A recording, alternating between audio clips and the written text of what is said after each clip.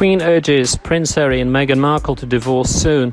Queen Elizabeth II has written to Prince Harry, the heir to the British throne, and to his estranged wife, the Duchess of Sussex, urging them to agree to an early divorce, Buckingham Palace said today.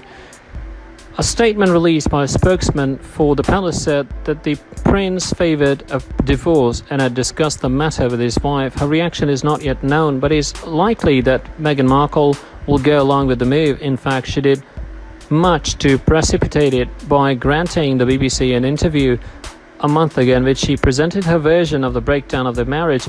During that interview, which was not cleared with the palace and reportedly angered the Queen, the princess said that she didn't want a divorce herself and was concerned about its effect upon their son Archie, but she said she would follow the wishes of her husband. "I await my husband's decision of which way we are all going to go," she told the interviewer, ending the long troubled marriage whose ups and downs have preoccupied the British public for 4 years and done much to undermine the reflexive respect for the monarchy here. Would not in itself raise any constitutional obstacles. Being divorced would not prevent Harry from becoming king, although it obviously means that the princess would never be queen. There is even a precedent. King George I divorced his wife before assuming the throne in the 18th century. Opinions are divided over what would happen. However, should Harry decide he wants to remarry, since the Church of England doesn't technically recognize the right of divorced people to remarry in the church, as a practical matter, the objection is often overridden, and many priests perform marriages of divorced people in churches, arguing they're doing so in a civil capacity. But the same fig leaf might not easily apply to Harry, since upon becoming king, he would also become the head of the church or defender of the faith. In recent years, a few clerics have argued that because he is the spiritual leader, it will be incorrect for him to become king with a new bride or to remarry as king. A critical voice in this situation would be that of Archbishop of Canterbury, George Carey. Church officials said tonight that Archbishop had been consulted before the Queen sent the letters urging the royal couple to divorce, and that he presumably given his approval to their contents.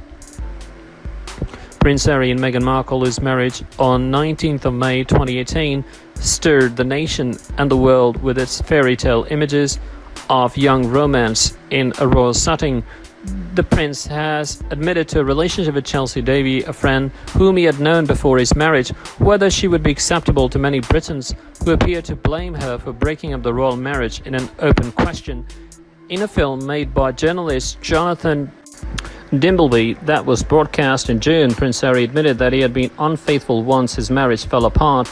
Mr. Dimbleby later indicated that the prince's affair had been with Chelsea Davy. The prince, 35, and the princess, 38, have one son, Prince Archie. A divorce would not upset their claim to the throne. Meghan Markle is popular in Britain and America, and her interview last month in which she confessed to adultery, called the palace her enemy, and said she wanted to be queen in people's hearts, brought her much sympathy, but most people appear to feel that the relationship is obviously troubled, that an early divorce would be best all around. That leaves the question of what kind of settlement the princess might receive and what kind of state role, if any, she would play.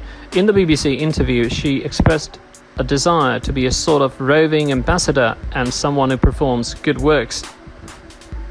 Since then, British newspapers have been filled with stories of her undertaking late-night visits to console the sick in hospitals. The BBC said today that the Prime Minister told the House of Commons of the couple's separation had visited the princess in Kensington Palace, apparently to discuss her response to the Queen's letters, but no details were given. Aware of her popularity, the palace let it be known that the members of the royal family consulted Meghan Markle after the interview and had invited her to spend the Christmas holidays at Sandringham, the royal estate in Norfolk, but several days ago it was announced that she had declined the invitation. The official statement today was released after the news of the Queen's letters broke in the Thursday edition of The Sun, a popular tabloid who appeared on the streets late tonight. The statement said, after considering the present situation, the Queen wrote to both the Prince and Princess earlier this week and gave them her view, supported by the Duke of Edinburgh, that an early divorce is desirable. The Duke of Sussex also takes this view and has made this known to the Duchess of Sussex since the latter. the Queen and the Duke of Edinburgh will continue to do all they can to help and support the Prince and Princess of Sussex, and most particularly their child, in this difficult period.